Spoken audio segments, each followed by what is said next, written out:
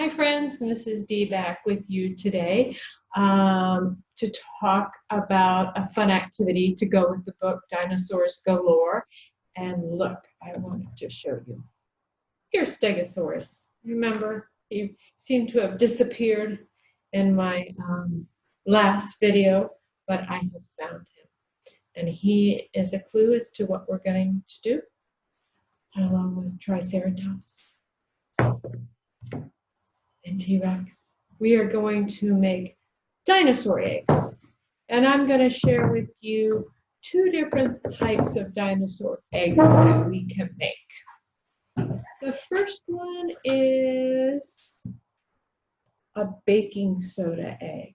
And the recipe I found, it said 3 cups of baking soda, about 1/4 cup of water, and food coloring.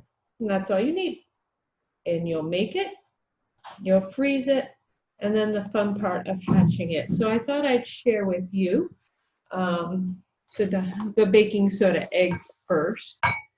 And I went ahead and I only used a cup of baking soda.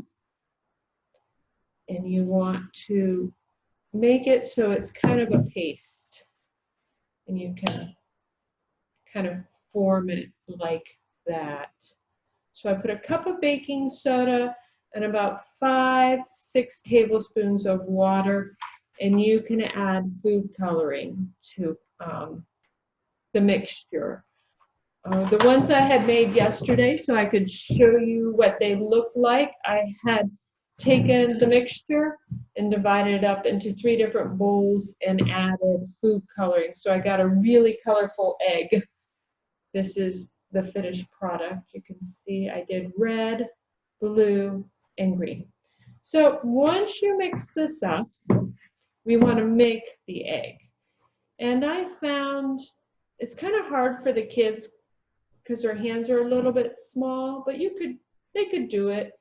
If you had a plate or something, they can, if they want to put it on a plate, or they can scoop it in their hand and put the dinosaur. That one just kind of jumped in there, T-Rex did.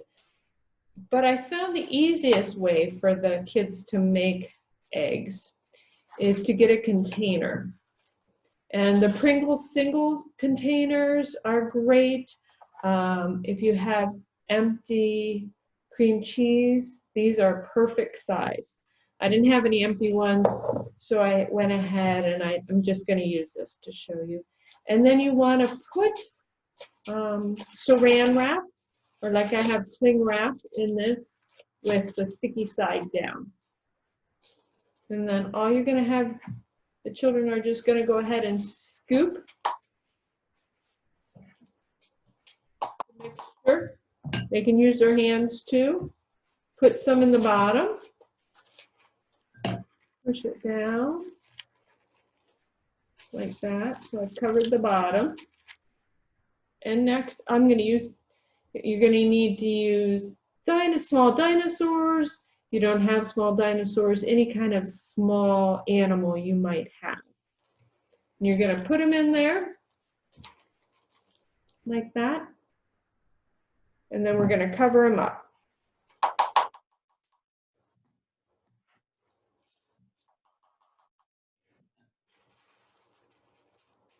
And so now he's hidden. You can't see him.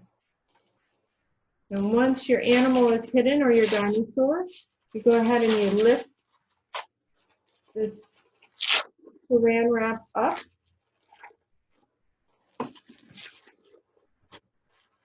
And you kind of do this and kind of form it, tighten it, form it into an egg shape,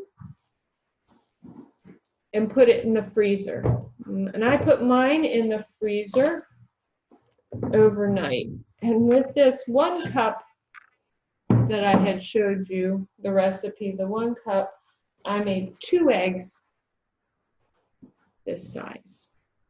So you put them in the freezer, and then the next day you take them out, and now's when the fun starts. You're going to need a shallow pan, and you put your egg inside. you are going to need vinegar. Vinegar is what we're going to hatch this egg with. So I put some vinegar in here. And for whatever reason, I couldn't find my eyedroppers today. But eyedroppers, kids press, take it out, and let it go on the egg. A lot of you might not have eyedroppers. A straw, if you teach them to put it in, put the straw in the vinegar, put their finger over top, bring it out, and let go.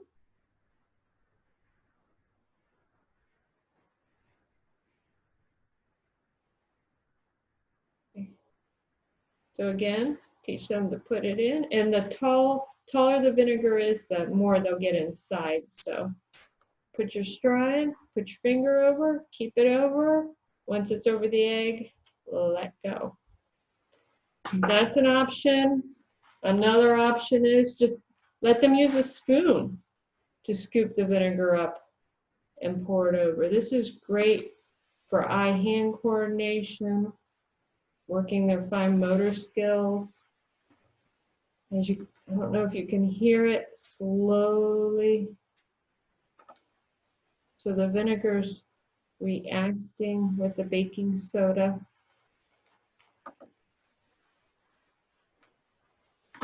Another option, I have a lot of these medicine, I don't know what, you can't even remember what they're called, but medicine droppers from when my kids were little.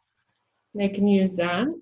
You put it in the vinegar if you have some laying around, and slowly push the vinegar out. And put it in, pull the top up,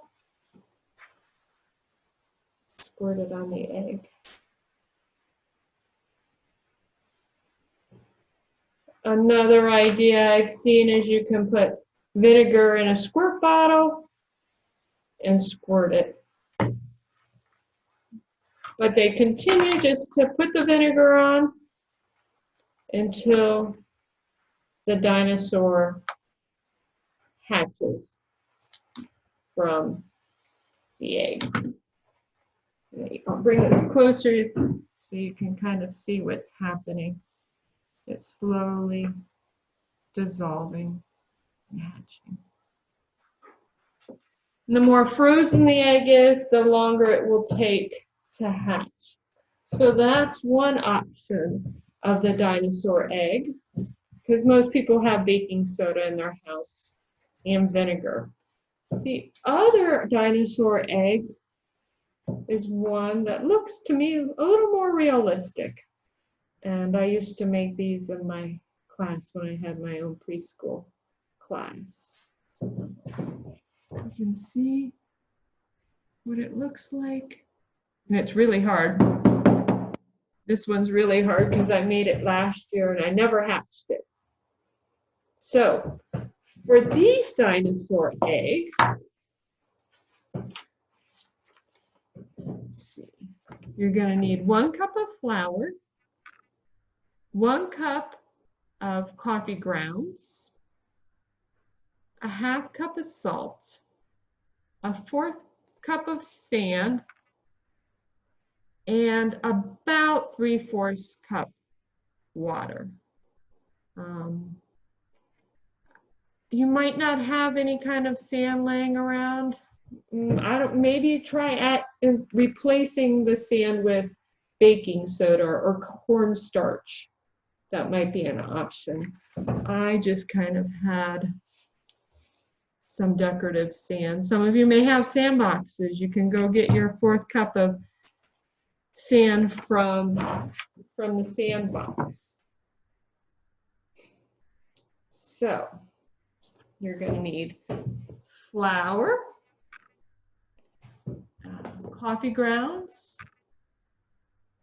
and maybe you have a coffee maker, not a Keurig, but actually coffee that you brew with the coffee filter. You can use the wet grounds if you use the wet grounds, you're not going to need quite as much water. So again, you add 1 cup of flour, 1 cup of coffee grounds, a 1/2 cup of table salt, just plain old table salt, and then, can't reach it, the sand into a bowl. And I went ahead and I mixed it up ahead of time so you could see what it looks like. And again, kids will want to touch it. This one has a smell to it because of the coffee. So it's a sensory thing. It's great for math with the measuring, with the different amounts that you'll need. So again, they can take it in their hand. Their hands are tiny, so sometimes it's a little bit harder for them to use just their hands. And I have a pterodon. This is the time I'm going to use.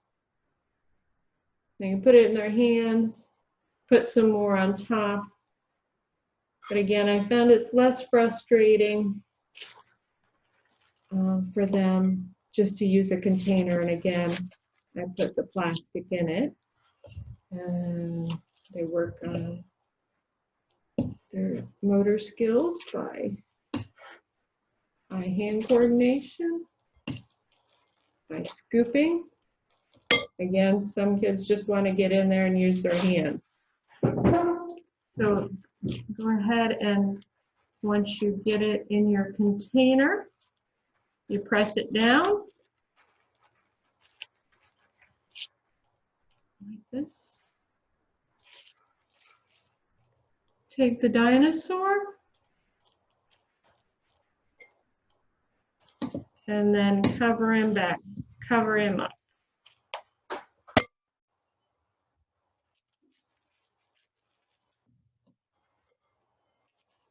And you want it to be wet enough that it kind of clumps together when you squeeze it, but you don't want it too wet, because if you get it too wet, it'll take a long time to dry, and the egg shape won't stay.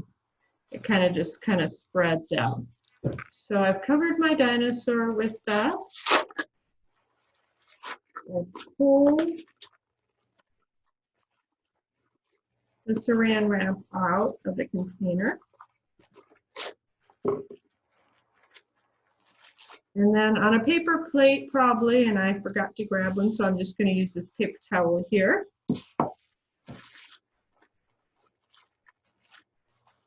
And then you can kind of form it into an egg.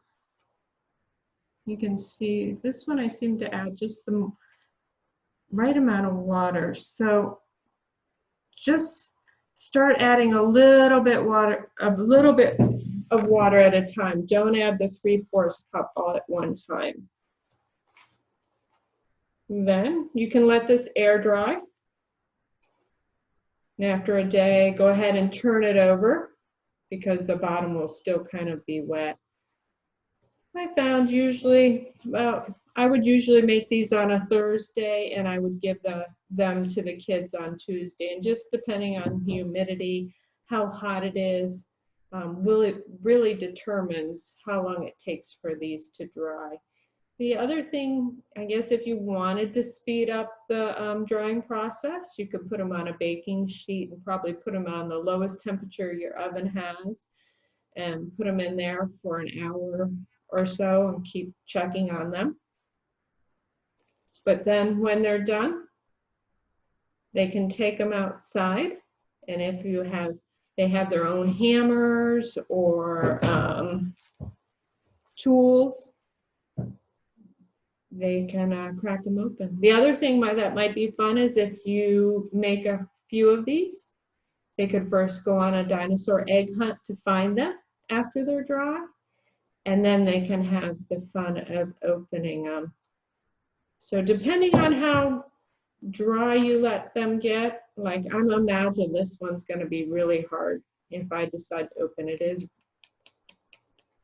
really dry. But I hope you have fun making your dinosaur eggs. Again, the recipe for this dinosaur egg calls for 1 cup flour, 1 cup coffee grounds, a 1/2 cup salt, a 1/4 cup of sand, and 3/4 cups water. And like I said, don't add all that water at once. Just pour a little bit in, stir it around until the consistency is just right. Like I said, you want to be able to grab it and be able to squeeze it, and it stays together, but it doesn't all run out. And if you don't have the sand, I would try maybe mixing in baking soda instead. You mix it, you let it dry, maybe hide them, have a hunt, and then you get to hatch it. And with the baking soda one, I think if you use 3 cups baking soda, a 1/4 cup of water and food coloring, you're going to get a lot of dinosaur eggs.